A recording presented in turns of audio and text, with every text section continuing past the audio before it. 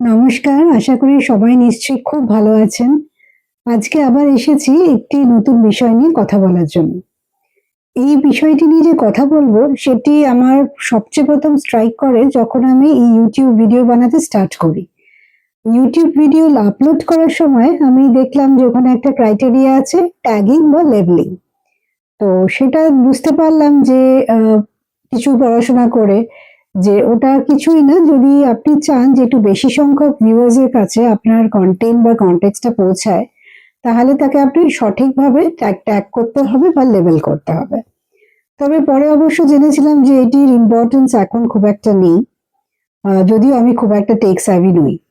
তো সেক্ষেত্রে আমরা দেখতে পাই যে আমাদের জীবনে কিন্তু লেবেলিং বা ট্যাগিং এর ইম্পোর্টেন্স এতটুকুও কমেনি। তো আজকে আমরা যে বিষয় নিয়ে কথা বলবো সেটি হচ্ছে লেবেলিং।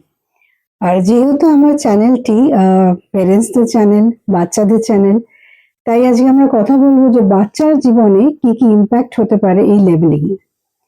আম কোনো বাচ্চাকে যদি আমরা লেবেল করি সেটা ঠিক কিরকম হয় বলুন তো? যেমন ধরুন একটি গাছ বড় হচ্ছে, আপনি তার গায়ে একটি স্টিকার আটকে দিলেন।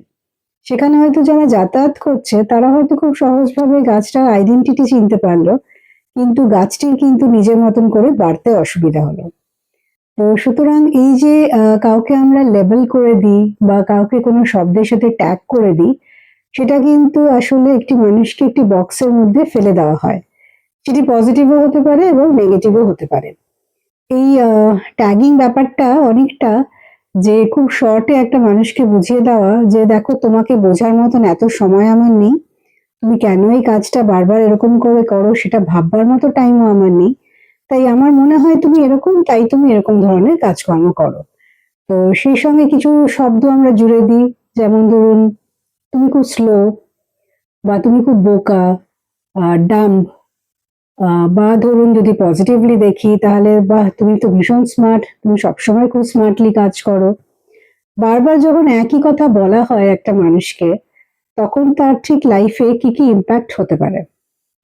আহ ১ম যেটা হয় সেটা হচ্ছে যে, আ একটি শব্দ যখন আপনি বারবার শুনতে থাকেন, বিশেষ করে খুব কাছের মানুষদের থেকে, যেমন আপনার মা-বাবা, টিচার, আ তারপরে ধরুন ভাই-বোন, রিলেটিভস, তখন কিন্তু সেই শব্দটাকে আপনি internalize করেন। অর্থাৎ আপনি শব্দটাকে আত্মস্থ করেন এবং সেই শব্দটাকে আপনি বিশ্বাস করতে শুরু করেন। এবং আপনি ভাবেন যে অ্যাকচুয়ালি ওই শব্দটার মতনই আপনি কাজ করেন এবং ওই শব্দটাই হচ্ছে আপনি। আর এর ফলে যেটা হয় যে পুরোটাই একটা আ চেইন এর মতন ঘটে যে আপনার সেলফ ওর্থ কমতে থাকে এবং সেক্ষেত্রে যখন বাচ্চাদের ক্ষেত্রে এগুলো হয়, যখন একটি বাচ্চার সেলফ ওর্থ কমতে থাকে, তখন তার কিন্তু সোশ্যাল স্কিলস এও আঘাত দেয়। এবং যে তাকে বারবার এই শব্দটা বলে আঘাত করছে বা এই শব্দটাকে তাকে বলে একটা বক্সের মধ্যে ফেলে দিচ্ছে, তার সাথে কিন্তু তার বন্ডিংস টা আস্তে খুব উইক হতে থাকে। আর বিগার ড্যামেজ হিসেবে যদি আমরা দেখি, যেমন আমরা এই শব্দটাকে বিশ্বাস করতে শুরু করি, যাকে বলা হচ্ছে, তার সাথে কিন্তু বাইরের জগৎও এটাই বিশ্বাস করতে শুরু করে যে এই মানুষটি আসলে এরকমই। এই ট্যাগিং বা লেবেলিং কিন্তু ঠিক এটি নয় যে কোনো একটা ইনসিডেন্ট হলো বা বাচ্চা ধরুন কোনো একটা ভুল কাজ করলো। আপনি তাকে বললেন যে, "তুমি খুব বোকার মতো কাজটা করলে।" ট্যাগিং হলো যে আপনি যখন বাচ্চাটাকে বললেন যে, "তুমি তো বোকা, তাই বারবার তুমি এরকম কাজই করবে।" এটি একটি বিশ্বাস আর ওটি একটি অ্যাকশন। সুতরাং এই যে দুটোর মধ্যে তফাৎ সেটাই হচ্ছে একটা বাচ্চাকে আমরা ট্যাগ করে দিই সে কিরকম। তো এটা কিন্তু পজিটিভ ট্যাগিং ও হতে পারে। যেমন ধরুন, পজিটিভ ট্যাগিং এর নেগেটিভ ইফেক্ট এ যদি আমরা ভাবি যে আপনি একজন বাচ্চাকে বললেন যে, আ "তুই না খুব ব্রেভ, তুই খুব সাহসী। তুই সবসময় সবকিছু সাহসের সাথে করিস, কোনোদিন কাঁদিস না। তোকে যেকোনো সিচুয়েশন এ ফেলে দেওয়া হয়, তুই দেখি বেশ ভালো করে মানিয়ে নিতে পারিস।" যেকোনো বয়সের বাচ্চাই কিন্তু সেটা হতে পারে। তখন এমন যদি কোনো পরিস্থিতিতে সে পড়ে, যেখানে হয়তো সত্যিই সে মানিয়ে নিতে পারছে না বা যেখানে হয়তো সে আ খুব সাহসী থাকতে পারছে না, তার হয়তো মন খুলে প্রাণ খুলে কাঁদতে ইচ্ছা করছে। তার কিন্তু অলরেডি তার প্যাটার্ন তৈরি হয়ে গেছে যে না, আমি তো এই যে বক্সের মধ্যে আছি সেটা হচ্ছে সাহসের বক্স। এই বক্সে বসে কিন্তু এভাবে কাঁদা যায় না। তো এর কিন্তু পজিটিভ নেগেটিভ দুটো রকমই এফেক্টিভ হতে পারে, এবং পজিটিভ ট্যাগিং যদি আমরা করি, যেটি যে সবসময় খুব ভালো হয় মানুষের জীবনে, সেটা কিন্তু নয়।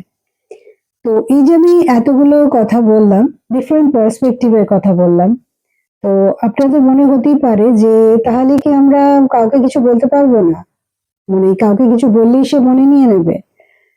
জিনিসটা কিন্তু ঠিক সেটি নয়। আপনি নিশ্চয়ই কাউকে কিছু বলতে পারেন, কারণ আমরা যখন মা বাবা হিসেবে ছেলে মেয়েকে শাসন করি বা ছেলে মেয়েকে কিছু বলি, তার ভালোর জন্যই বলি। কিন্তু কতগুলো যখন শব্দ ব্যবহার করি এবং তাকে যখন সেই বাচ্চাটির সাথে ট্যাগ করে দিই, তখন কিন্তু যেটা হয়, আমরা কিন্তু একটা বাচ্চার ক্যারেক্টার গড়ে ফেলি। আর সেই ক্যারেক্টার গড়াটা কিন্তু আমাদের নিজেদের পারসেপশন লেভেল থেকে আসে। তাহলে যে এই যে ধরুন দিনের পর দিন যদি আমরা এটা করে থাকি, এবং বাচ্চা যদি ভাবতে শুরু করে যে হ্যাঁ, আমি তো এরকমই, আমি তো ভীষণ হাইপার অ্যাক্টিভ, এই শব্দটা যদি সে বারে বারে শুনতে থাকে, আমি তো দুষ্টুমি করবোই, আমি তো বসে থাকবো না, আমি একটুখানি পড়বো, তারপরে একে ডিস্টার্ব করবো, তাকে ডিস্টার্ব করবো, কারণ আমি তো হাইপার অ্যাক্টিভ। যদিও আমরা খুব সহজে এই কথাটা ইউজ করে ফেলি, বা আমি তো বোকা, বা আমি তো স্লো। তো এই ক্ষেত্রে আমরা কি করে এই প্রসেসটা আনডু করতে পারি? নিশ্চয়ই করতে পারি। আমরা যেটা করতে পারি সেটা হচ্ছে আমরা রিভার্স অ্যাপ্রোচ প্লে করতে পারি। রিভার্স অ্যাপ্রোচটা হচ্ছে, সাপোজ ধরুন যে কথাটা বারবার বারবার বলে একটা মানুষের একটা প্যাটার্ন আপনি তৈরি করে ফেলেছেন, ঠিক তার অপোজিট ওয়ার্ডটা ইউজ করা। যেমন ধরুন যে একটি বাচ্চাকে হয়তো আপনি কন্টিনিউয়াসলি বলে এসেছেন যে তুই ভীষণ স্লো, তুই খুব স্লো কাজ করিস, স্লো ম্যাথস করিস, স্লো হোমওয়ার্ক করিস, তুই সব কিছুই তুই স্লোলি করিস। তো সেক্ষেত্রে আমাদের এমন একটা সিচুয়েশনের জন্য অপেক্ষা করতে হবে, অথবা সেই সিচুয়েশনটা ক্রিয়েট করতে হবে, যাতে আমরা ঠিক তার অপোজিট ওয়ার্ড কুইকটা ইউজ করতে পারি। সেক্ষেত্রে হয়তো আমাদের মনে হতে পারে যে তাহলে কি আমরা মিথ্যা কথা বলবো, তো স্লোই, অ্যাকচুয়ালি তো স্লো বাচ্চাই, তাই জন্য আমরা তাকে স্লো বলছি।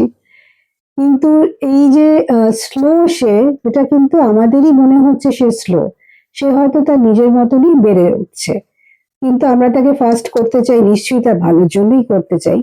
তো সেক্ষেত্রে যেটা আমরা করতে পারি সেটা হচ্ছে যে এই স্লো কথাটা ইউজ না করে আমরা ডিফারেন্ট ভাবেও তাকে বলতে পারি যে তুই কিন্তু কাজটা একটু কুইকলিও করতে পারিস, আমি জানি তুই যদি চাস তাহলে কিন্তু তুই কুইকলি করতে পারবি। একই মেসেজ কিন্তু নানান ভাবে আমরা মানুষকে দিতে পারি, যাতে মানুষের মধ্যে কোনো রকম সেলফ ওয়ার্থকে, নিজেদের কম করে দেখা, বা নিজেদের সন্দেহ করা, নিজেদের সম্পর্কে ডাউট ক্রিয়েট হওয়ার মতন সিচুয়েশন না হয়। তো এই ছোট ছোট জিনিসগুলো যদিও আমাদের জীবনে খুব বড়ভাবে এফেক্ট করে যায়, এবং মা বাবা হিসেবে হয়তো আজকে যদি আমরা ভাবতে বসি, তাহলে হয়তো নিজেদেরও সম্বন্ধে অনেক অনেকগুলো লেভেল আমরা খুঁজে পাবো, যেগুলো আমরা নিজেরা নিজেদের করেছি, প্লাস হয়তো আমরা অনেক লেভেল অন্যদের খুব কাছের মানুষের থেকেই আমরা ক্যারি করেছি। তো এই জিনিসটা আমরা এতটুকু করতে পারি যে পরবর্তী জেনারেশনকে যেন কোনো তারা লেভেলের মধ্যে না বড় হয়। কারণ যখন একটি মানুষ লেভেলের মধ্যে দিয়ে বড় হয় এবং তাকে যখন বিভিন্নভাবে ট্যাগ করা হয়, তার মনের মধ্যে কিন্তু দুঃখ কষ্ট ছাড়াও অ্যাগ্রেশন বাড়তে থাকে। এই অ্যাগ্রেশন থেকেই কিন্তু শুরু হয়, সে হচ্ছে ভায়োলেন্স, যেটা আমাদের সমাজকে এখন ভীষণভাবে ওভারপাওয়ার করে ফেলেছে এই ইমোশনটাকে।